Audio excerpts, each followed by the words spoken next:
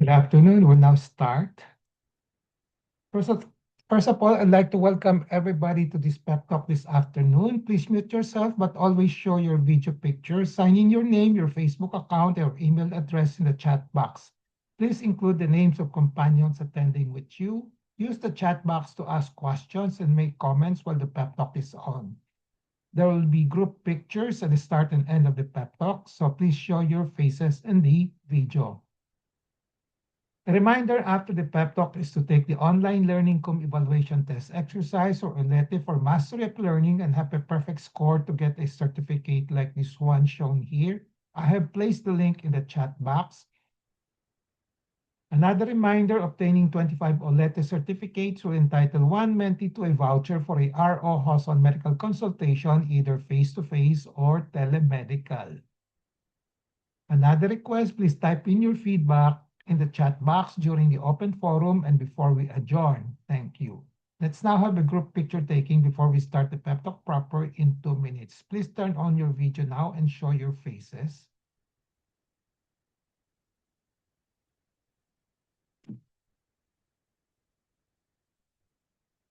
Okay.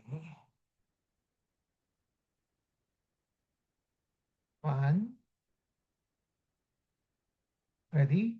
One, two, one, two, three.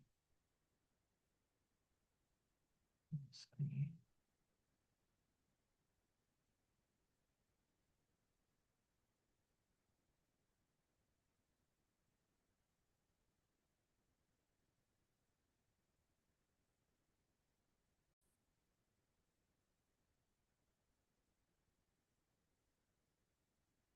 I have a patient empowerment program in which I like to empower the lay people or patients to take control in the management of their health.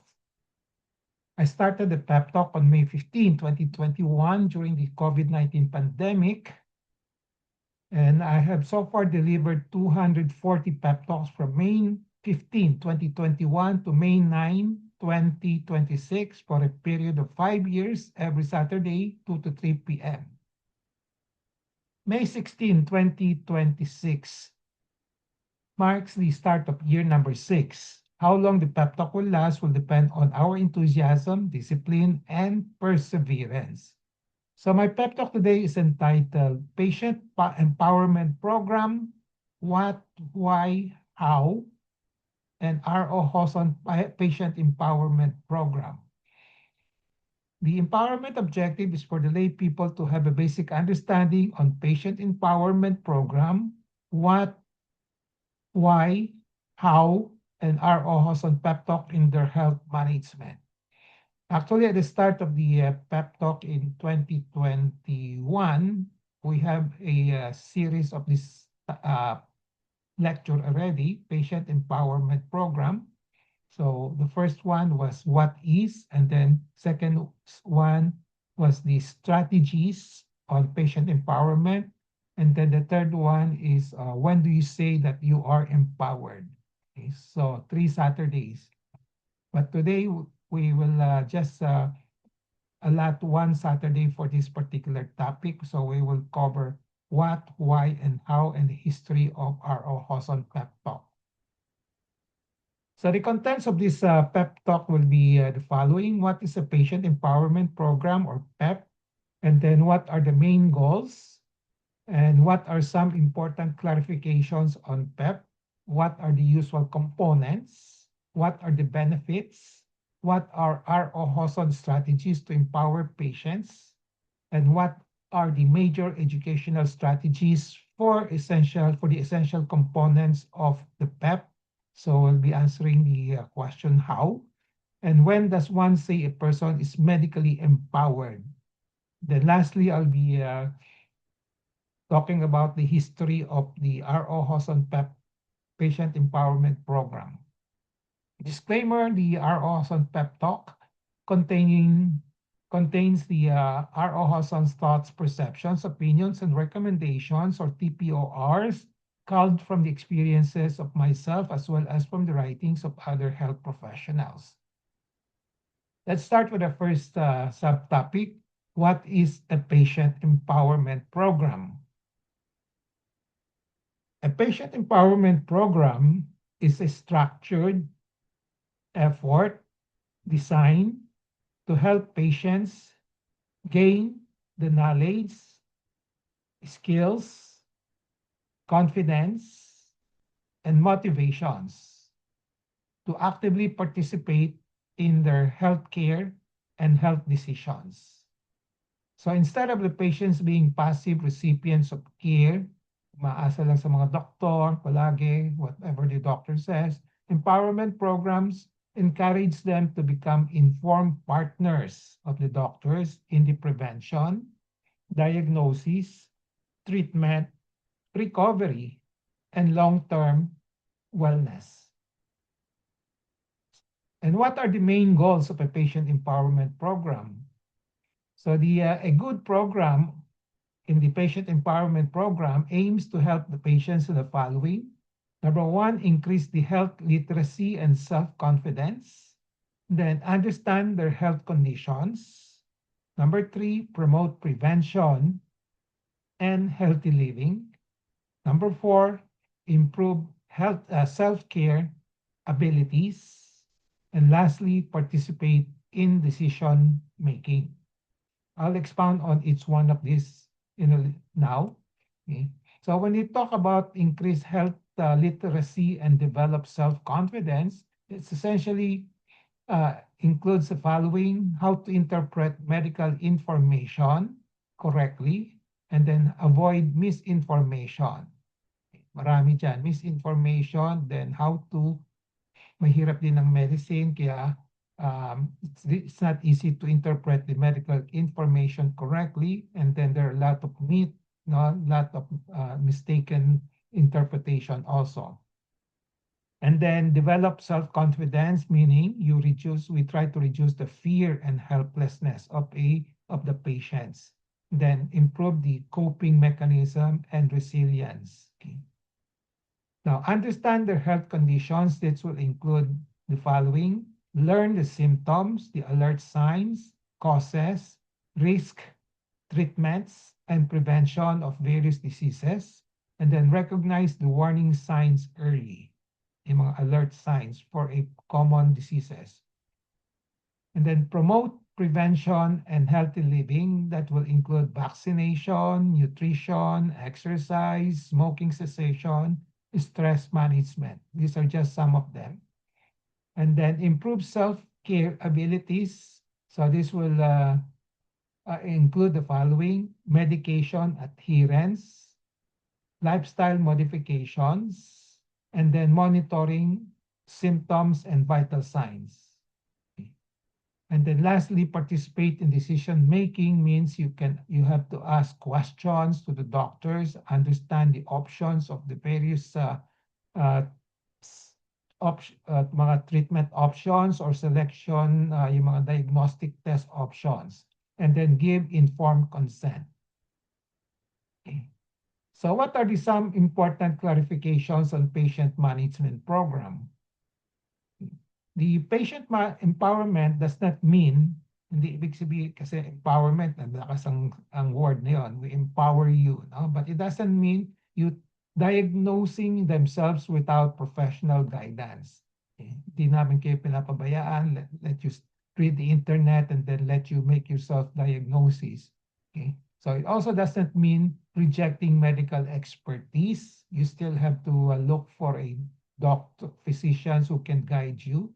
Then replacing physicians with internet informations like the Google, like the AI, artificial intelligence. Okay? So, hindi itong equivalent ng patient empowerment. No? So the patient empowerment program was created to have a collaborations between the doctor and the doctors. No? So patients and healthcare professionals working together more effectively for better health outcomes. So in patient empowerment, patients can do self-recognition of illness, tinuturuan kayo how to recognize diseases, or loosely called self-diagnosis. Sa akin, pwedeng self-diagnosis ang tawag ko, but if you look at the internet, they will tell you, hindi kayo pwede mag-self-diagnosis hanggang self-recognition. But for me, it's practically the same thing. No? Self-recognition and self-diagnosis. And then also, okay, you can also do self-treatment, yung mga kakayanin, no? Yung mga simple treatment, but they should still have professional or physician guidance. So they should not replace professional guidance on what they were educated in patient empowerment with internet information, particularly artificial intelligence. And what are the usual components of a patient empowerment program? Okay, there are a lot, but basically I group them into three: health literacy development, behavioral change support, and navigation of healthcare services.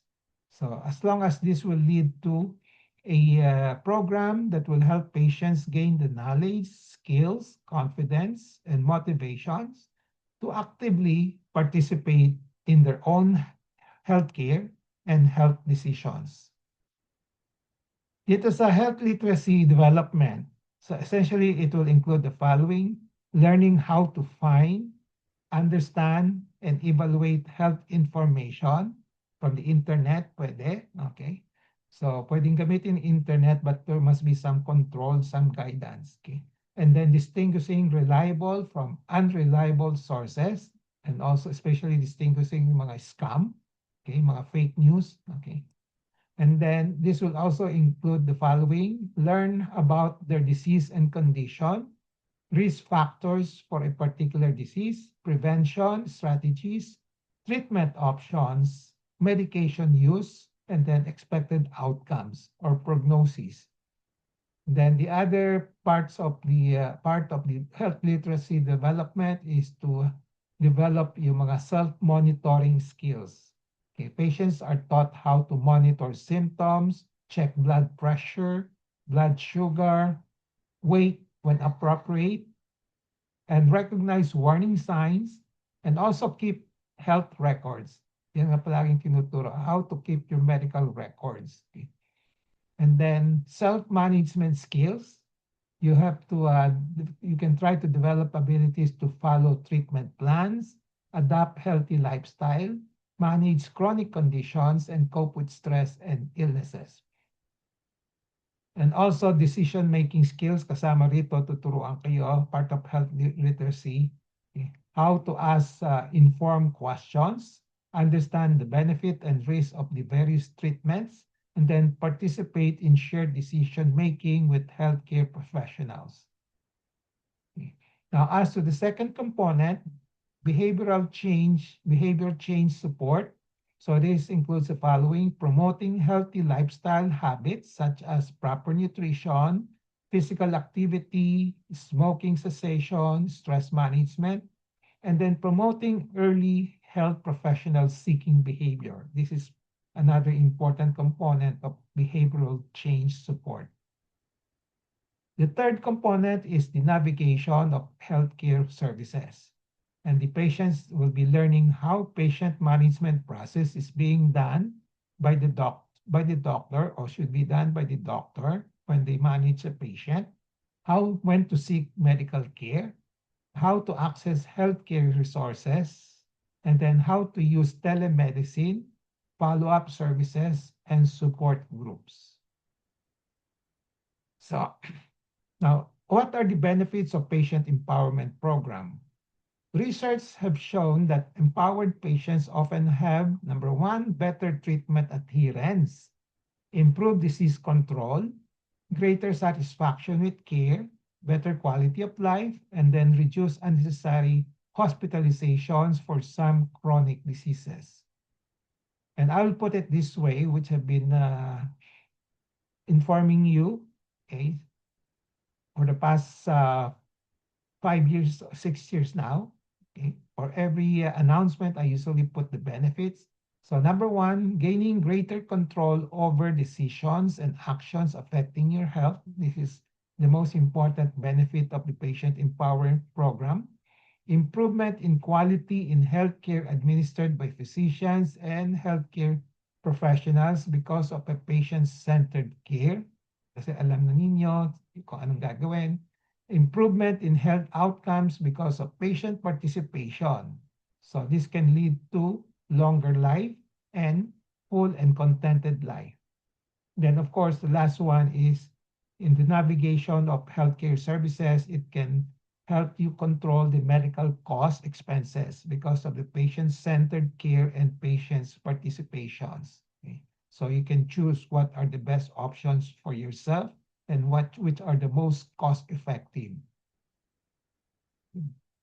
So what are OHOSON strategies to empower patients? You're familiar with this. In 2021, we discussed this. We made a survey among the patients. What are the strategies that we can use?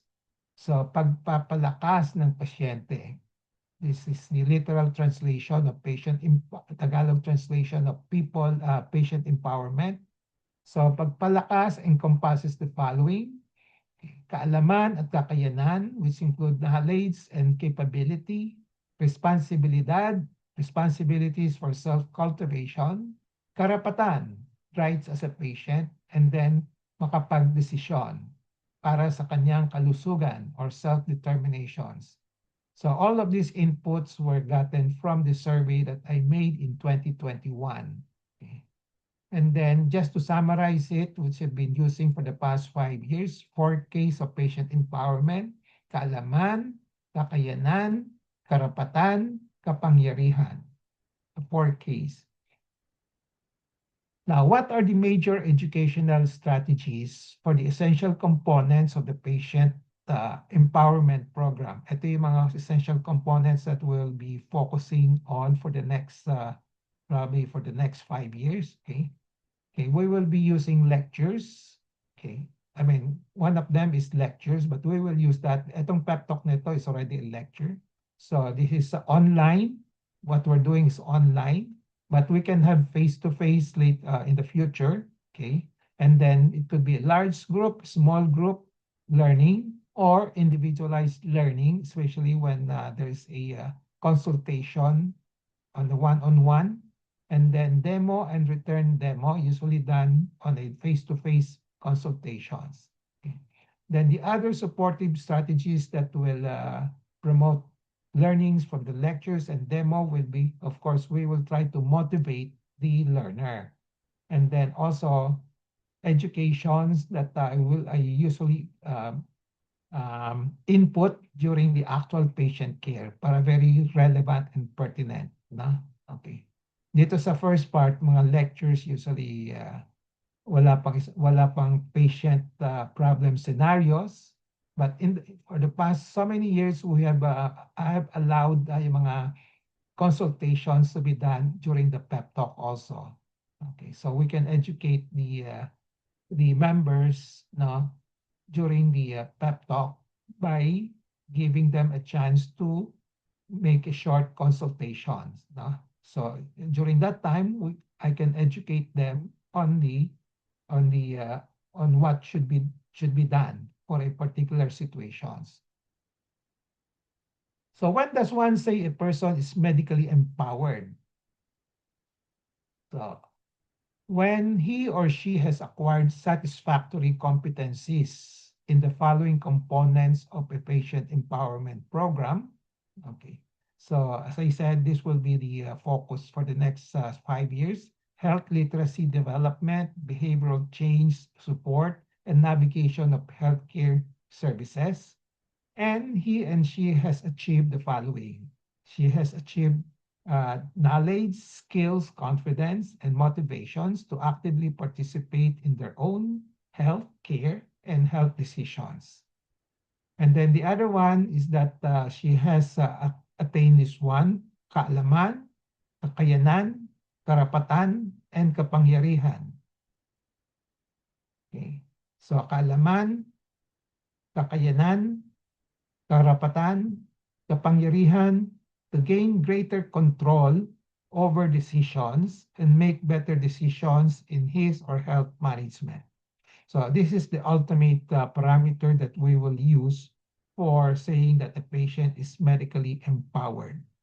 Alam niya may kakayanan siya, may karapatan siya, she knows her right, and then she has all this self-determination.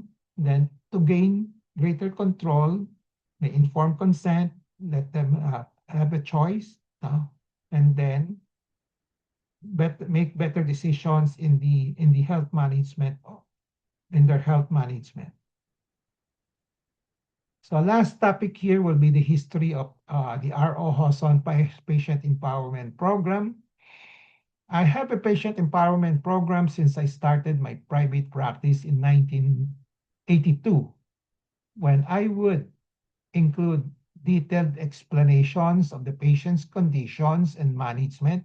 I usually give good explanations to all my patients after a consultations, and also education and advice on how to maintain and restore their health.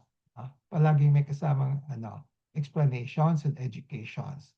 So because of that, I said I started the patient empowerment program informally, okay, in 1982. Then I reinforced my patient empowerment program in 1989, meaning I tried to reach out to the public or lay people when I say I reinforce. So when I started my online writing under the name of Education for Health Development in the Philippines. So this shows the original web page that I created, Education for Health Development in the Philippines, 1989 or 1990, andito. So the goal is health development in the Philippines through education.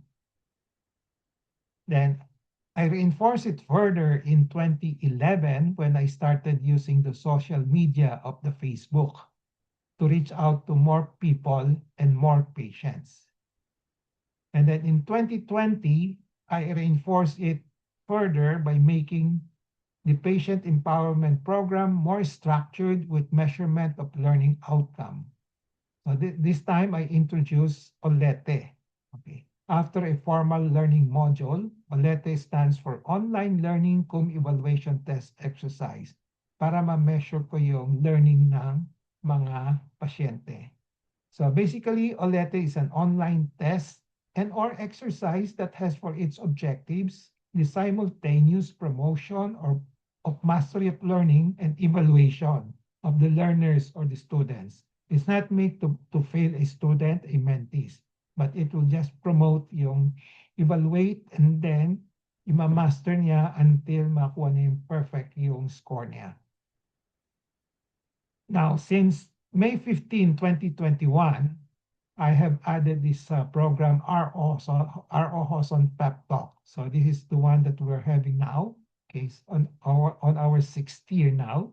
So this Pep Talk is designed to be a regular online or virtual talk by R.O. Hoson on health concerns and issues. Okay, this was prompted by the COVID-19 pandemic, so we cannot do it face-to-face, so we did it online. Okay. It is done on a once a week basis using the Zoom apps every Saturday 2 to 3 p.m. The talk is limited to 1 hour with less than 30-minute talk followed by questions and answers and interactions. Okay. So as I said earlier, I in the later part of the last year or 2 years ago, I allowed short consultation during the pep talk. The audience is usually limited to 15 to 20 persons for every sessions, but I would welcome more people to attend. So the talk is accompanied by an online learning cum evaluation test exercise after the session. The attendees who get a perfect score would be issued a certificate of commitment and accomplishment like this one. So this is the original one in 2021. Then after accumulating 25 certificates, an attendee is entitled to a voucher for a free R.O. Hoson medical consultation, either face-to-face or telemedical consultations.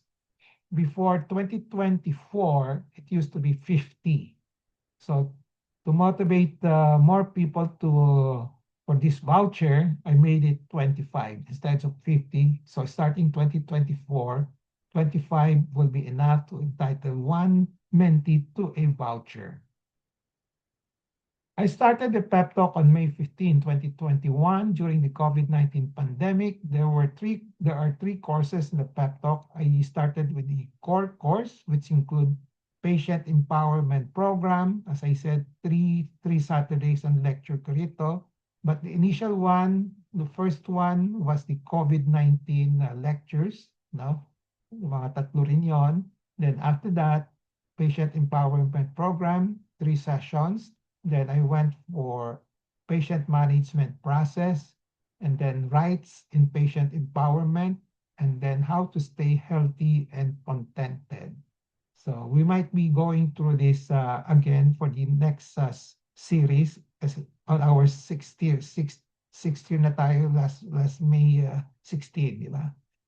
So last three, we talk about staying healthy. Now we're talking about patient empowerment program. In the next few months, now we will be talking about patient management process and the rights of patient empowerment. Okay. So we will repeat or we will improve on these topics. Okay. And then the other types of courses will be the yung mga health disorder. We talk about the initial talk was on COVID-19. Then we have been lecturing on cancer, breast disorder, thyroid disorder, skin and soft tissue disorder. Then we talk about health issue, yung may mga problematic cases, how to solve those issues. We have end of life management. Okay. Then palliative care, use of vitamins, kailangan ba o hindi, patient-centered care, unnecessary operations and medications. So as I said, I have delivered 240 pep talk during the past 5 years, which include all of these topics. Okay, 240 lectures over the period of 5 years, every Saturday, 2 to 3 p.m. And then May 16, last month, we start the year number 6. So the RO Hoson Patient Empowerment Program is basically education of the public or lay people to enable them to take control in the management of their health, more specifically to equip them with basic knowledge, skills, and attitude to make educated, well-informed, rational, and cost-effective decisions on their health concerns. So this is an online educational mode of a program. Online tayo muna. Okay. So summary and takeaway, I have discussed all of these topics. Takeaway in relation to patient empowerment, be always in touch with reliable medical information on patient empowerment program. So maraming patient empowerment program all over the world. Okay. So this is just, mine is just one of them. Knowledge is power. It gives power. Use the 4Ks of patient empowerment, namely kaalaman, kakayanan, karapatan, and kapangyarihan to gain greater control over decisions and make better decisions on how you can participate in patient empowerment program as part of your health management. So with that, I end my pep talk today. I hope I have empowered you to have a basic understanding on patient empowerment program, what, why, how, and history of RO Hoson PEP patient empowerment program in your health management.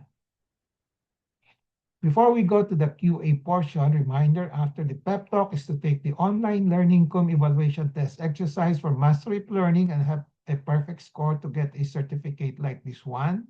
I have placed the link in the chat box. I bet we'll place it again for those for the latecomers. And then reminder after the so obtaining 25 OLETE certificates will entitle one mentee to a voucher for a RO Hoson medical consultation, either face-to-face or telemedical. Okay. So a lot of you have availed of these vouchers already. And then request Type in your feedback in the chat box during the open forum and before we adjourn. Thank you. Let's now have a group picture taking before we start the QA and interactions. Please turn on your video now and show your faces.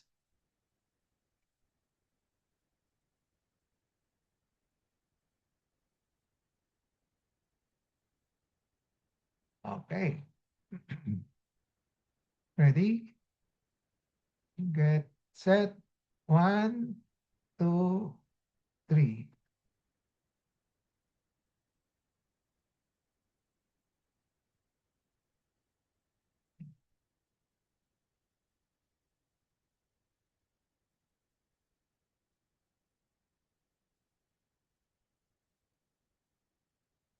Okay. So the floor is now open for questions, comments, suggestions. Ano pa? Sharing of experiences. If you have experiences with other patient empowerment program of other doctors, other hospitals, other institutions, please share. And then, of course, we can have also a brief consultations for any problems that you may have.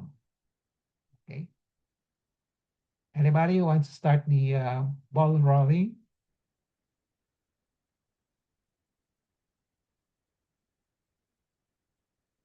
A lot of you have been here for the last 5 years. No? How do you okay? How do you assess yourself now? Are you empowered already? Anong status ninyo?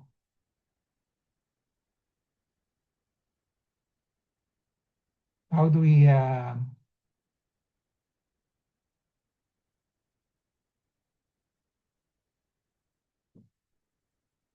ano kaya? Mild, moderate, fully empowered, medyo empowered, at konti. And the last one, hindi pa empowered. Okay? So apat ang choices. Okay. So let's have a show of hands. Can you turn on your video, all of you? Turn on your video. Show of hands na lang. Okay. How many will and evaluate themselves and say that they are not empowered after these 5 years of pep talk? Wala. Okay. How many say that they are ano yun, slight, konti lang, empowered? Good. Wala rin. How many say that they are medyo empowered na? One, si Rochelle. Okay. Sino pa? Taas lang kamay niya. Taas ang kamay niya, yung mataas. Ako medyo Si Ellen, empowered. No video ako kasi. fully empowered. Okay. Medyo. Medyo. Medyo na. So how many say that are fully empowered na? Oy, si Beth. Sino pa? Okay. Si Jeng. Mayan. Very good. At least merong fully empowered. Kala ko wala eh. Sayang yung 5 years natin. Okay. So, at least merong nagsasabi na fully empowered na sila. May tatlo, walang nagsabi na hindi na empowered, no? Okay, wala rin nagsabi na konti lang. So, I'm happy for that, no? Okay. But to tell you honestly, you cannot just say yung empowerment is not just like sa kami mga doctor, yung education namin is lifetime yon, walang katapusan. No? So, ganun din sa empowerment. Basically, empowerment is nagbabanks on education yan eh. No? Okay. So, lifetime pa rin yan. No? Okay. Tuloy-tuloy pa rin yung patient empowerment mga activities natin. Na? Okay? So, continue to be empowered. There's still a lot of things to learn in medicine. Okay. Marami. Wala. Walang katapusan yan. Na? Kasi number one, di natin alam kung ano yung mga causes ng diseases. Tama? Marami dyan, no? Number two, hindi natin alam ano yung mga usual, yung mga how to recognize them, okay? Na definite, with definite certainty, lalo na kayo. Kami, even doctors, we cannot really just based on yung history, yung symptoms lang, mahirap din sabihin. Kaya sometimes we need diagnostic test, di ba? Okay. Okay. So mahirap. And then, minsan, we cannot answer you, we cannot really assure you na magiging mag-cure kayo, no? Completely magre-recover kayo, etc., etc. So marami pa rin questions, no? So as a doctor, we keep on improving ourselves by reading, by studying, no?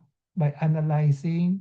Sa akin, by writing. I do a lot of writing kasi kung nag-write ako, mas marami akong, mas, ah, mas malalim yung learning ko, no? Okay. So, anybody who wants to share their experiences, how they try to improve their patient empowerment for the past 5 years? Aside from attending this lecture, di ba?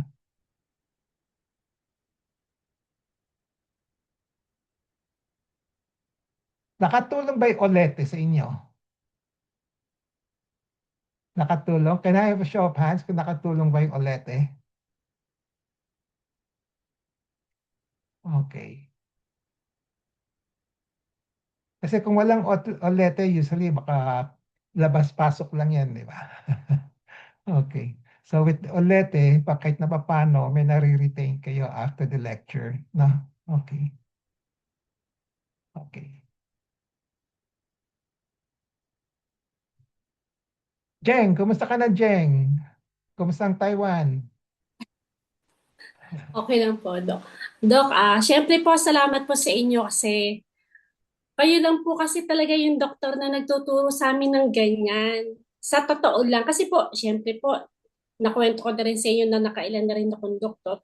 Kayo lang po talaga yung nagtuturo sa amin ng pep talk. Kaya po, ang dami naming nalalaman. Hindi, sila lagi niyo po sinasabi na hindi, yung tinuturo nyo sa amin, mahirap man in medical term, pero binibigay nyo pa rin yung best nyo para matutunan at maintindihan naming mga pasyente ninyo. Kaya po, yun, madami po. Sa tagal po ng 5 years na magsi 6 years na tayo, lahat naman po ng mga tinuro nyo, marami po kaming nakuhang kaalaman sa inyo. Number one na po talaga yung tungkol sa breast. Yung number one na yung sa akin, yung breast self-exam na ginagawa natin na hindi lang sa amin, kundi nagawa pa natin na ipabigay alam sa ibang babae o tao na kung paano gawin yun. Kasi po, katulad ng halimbawa, pag uuwi ako sa amin sa Laguna, magkakatsikahan kami ng mga kaibigan ko o pinsan. Siyempre sa edad namin, yung puro nararamdaman ang pinapagkukwentuhan. O pag may nagsabi na tungkol sa kanilang breast, may nasakit o ganun, kinukwento ko agad na si Dr. Hoson, ganun yung pinagagawa sa amin. Kung gusto niyo, ito yung gawin ninyo. Yung simpleng way lang, nakakatulong na po para sa kanila yon. Para kung if ever man po na, halimbawa talaga may naapa silang bukol sa kanilang breast, maging alarming na po sila na wag silang matakot na magpatingin kaagad sa doktor kaysa naman po talagang maano nila na hindi na maganda yung resulta ng pagkakaroon nila ng bukol. Yun po yung pinakang the best sa akin na naituro nyo para sa aming mga pasyente ninyo. Thank you. It's nice to hear from you. Yung mga ganon. Na? Opo. Okay.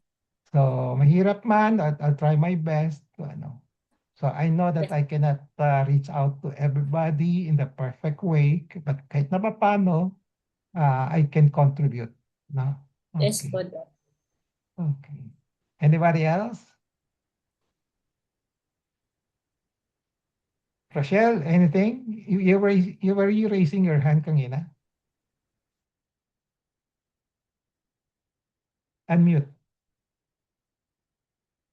Ay, sorry, Ah, sorry. ay, Okay. Para naman po sa akin, Doc, ako beyond grateful din dito sa pep talk na to. Kasi like what Jeng mentioned, hindi po kasi lahat ng doctor would give itong oras ninyo. Kasi sa itong oras na to, it's just 1 hour, pero marami na po kayong pwedeng magawa dito sa isang oras na to eh. Rather than, dinededicate nyo po yung isang oras na to para sa amin, para matuto kami. So, with that, very grateful po talaga ako sa pep talk na to. Hindi man po ako parang religiously nakaka-attend every week, pero I try po na mag-answer ng ulete and all.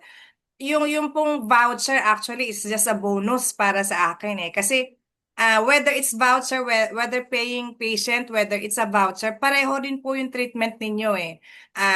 Pareho, wala pong nami-miss, kumbaga na procedure. Ganon at ganon din po. Whether magbayad kami, whether may voucher kami. Parehong-pareho din po. With that, very, very thankful po ako doon. And isa po sa mga na-apply ko dito sa pep talk na to is about decision making. If I may just share po, parang Sure. na-opera po yung pamangkin ko sa appendicitis. So, sa ibang ospital, medyo sa ibang ospital po, kasi 18 lang siya, sa parang considered pedya pa siya. Ang dami pong doktor eh. May anesthesiologist, may surgeon, may pedya. After mga 2 days na po siya, when I spoke to the surgeon, ang sabi na surgeon, pwede na siyang i-release. So with that, inasikaso na po namin yung papers and billing sa hospital. And then, ayaw po siyang i-release ng pedya. Pero yung pedya na po na yun, parang hindi ko po talaga siya nakitang dumalaw sa pamangking ko. So sabi ko nang gano'n, bakit hindi siya i-release ng pedya? Parang may gusto pa daw i-observe ang pedya sa kanya and all. Eh sabi naman po ng surgeon, pwede na siyang i-release. Yung parang may conflict pa po. So what I did, I signed a waiver para po kumbaga, i-release na. Kasi extra day pa po sa ospital yung pamangkin ko, extra bayad pa, extra payment pa po ulit doon sa mga doktor. So what I did, patient empowerment, decision making, nag-sign po ako ng waiver para po ma-release na yung pamangkin ko. Yun, wala naman po kasi okay yung vitals niya. Sabi nila pag opera kasat siya, kailangan umutot, nakautot naman, nakapupo naman yung pamangkin ko. So, all vitals, I can see okay naman. So, ako na po yung nagdesisyon, nag-sign na lang po ako ng waiver na lumabas na po yung pamangkin ko para hindi na po extra payment pa. Yun po yung experience ko na masasabi ko na I can so relate dun sa mga natutunan ko sa patient empowerment. It's about decision making. So yun. Galing. Thank you, Doc. I owe that to you. Thank you. You're welcome. Thank you also for sharing. Ang galing. That's Thank you. Si Perla, I think Perla is also has experience with also that diagnosis yung kinakwento sa akin dati, Perla.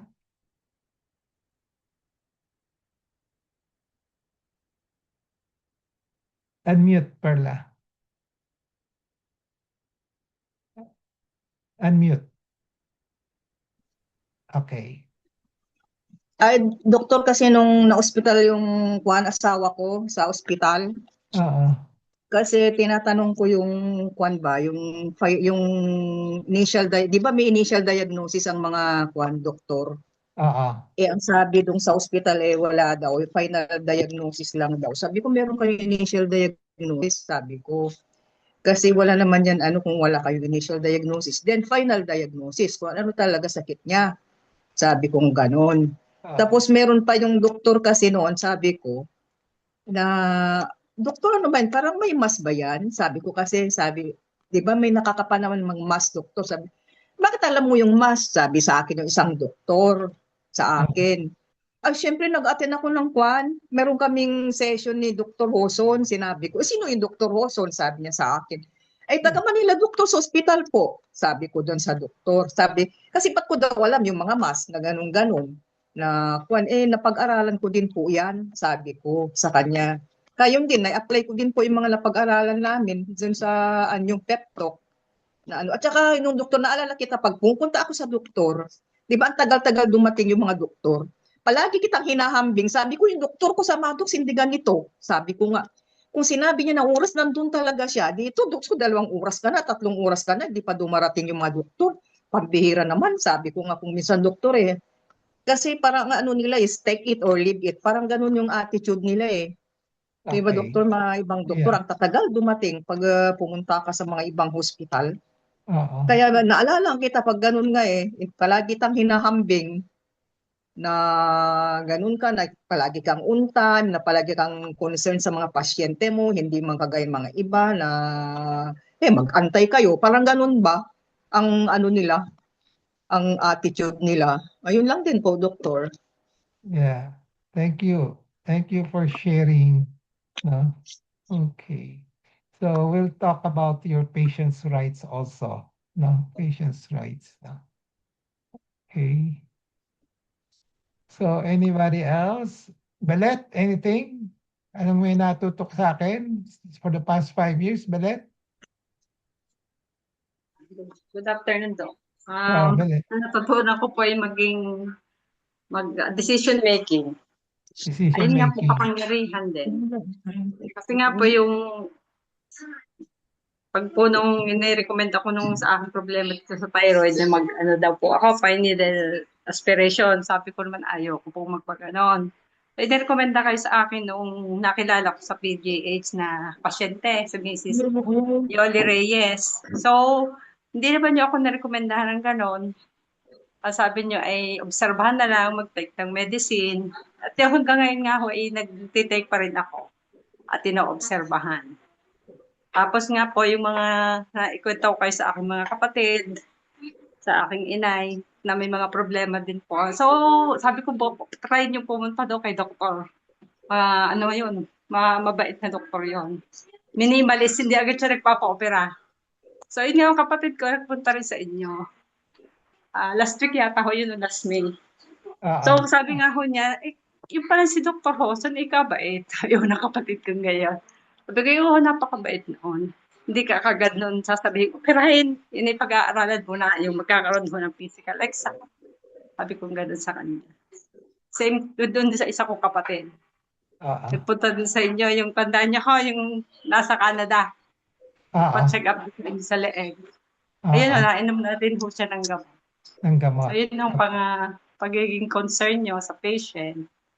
Yung basta, kaya hindi kailangan laging magpapa-ultrasound agad, magpapa-mammogram. So, kailangan obserbahan mo.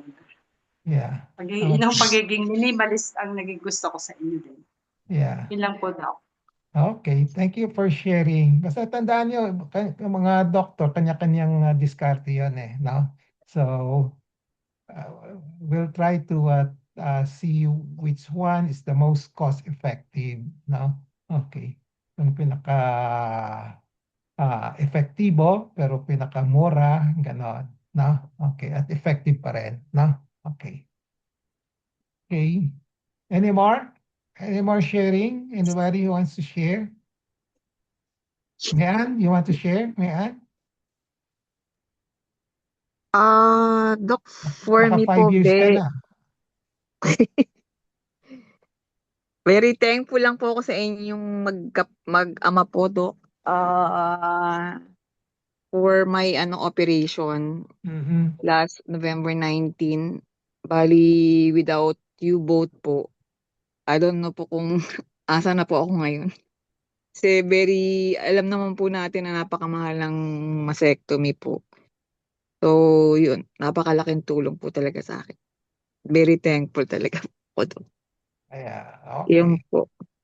Yeah. Kasama sa patient empowerment, kasama yung where you should have your mga operations, mga diagnostic tests, no? Kung saan ang pinaka cost effective, saan ang pinakamura, ganon, no? Kasama na rin doon. No? Okay. Opo, Doc. Thank you po, Doc. You're welcome. So, we still have 5 minutes. Anybody? Diana, habol ka ba? Hello, Doc. Habol si Diana. Sorry, I'm so very late. Okay lang. Galing pa ako sa orientation kasi, Doc. Ako naman, makita lang kita, masaya na ako. Kasi parang nandoon yung trust, nandoon yung, alam mo yung kampante ka na si Dr. dalawa sila eh. Mag-ama yan eh, kaya alam ko safe ako. Tsaka parati ko yung kinikwento sa mga kaibigan ko na may doktor ako sa PGH, napakagaling.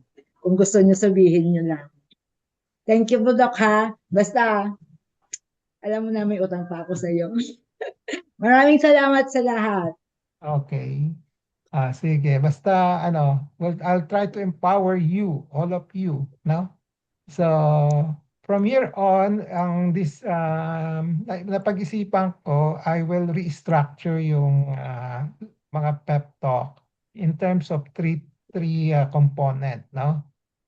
Number one, yung health literacy.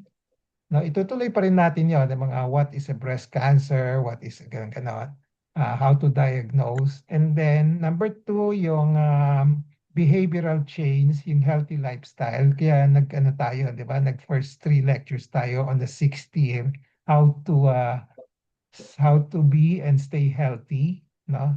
I started with that, and then sabi ko nga sa inyo, how I can help you. In the last one is how I can help you stay healthy. And then the last one is navigating the healthcare services. So tuturuan ko sa inyo kung when to consult a doctor, when not to consult, no? Which doctors to consult, and then yung mga how to improve the access to yung mga healthcare facilities, no, etc. Okay. So yun. So yun yung tatlong categories ang ifo-focus ko ngayon, no? Okay. Okay. So next time we will be talking about yung next Saturday, I'll start with navigation of healthcare services. So ang topic will be when should a person consult a physician? Yeah. Yung pinakasimple. No? When should a doctor consult a physician? Okay. A physician muna, hindi ko isasama muna yung when should a doctor consult a herbalist? Hindi muna yan. Okay. Marami dyan eh. No? Okay? So, kung wala nang tanong, any other comments? Kung wala na, we'll call it a day.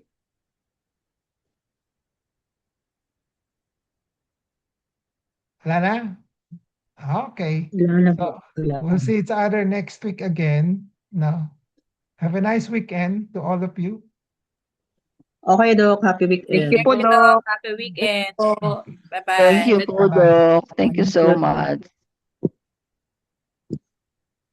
Bye-bye, Ate Parla. Bye-bye. Bye-bye, Jen. Bye. Nasa inyo ka ngayon.